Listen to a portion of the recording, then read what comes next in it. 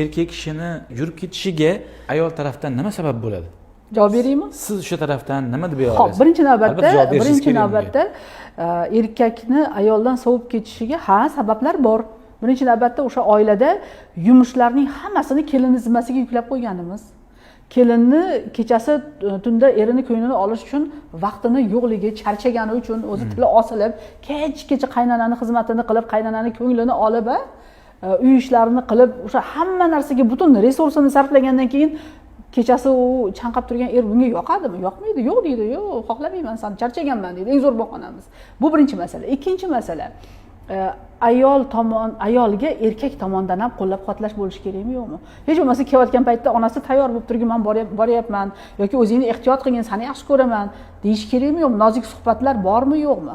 Bo'lishi kerakmi? Bo'lishi kerak albatta. Uchinchidan, farzand dunyoga keltirgan paytda ayol jinsiy munosabatdan o'zini tiyapti-ku. Demak, erkak ham qaysidir ma'noda sabr qilish kerakmi, yo'qmi? Albatta.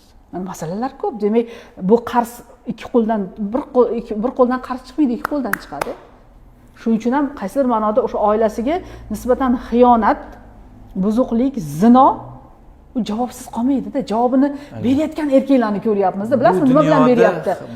Og'ir kasalliklar bilan beryapti. Har bir narsani badali bor deb o'ylayman-da. Shuning uchun o'sha badalini qattiq gapiringki, tushunsin. Badalini baribir to'laydi. To'lab turib keyin ketamiz-da. Men shunaqa deb o'ylayman.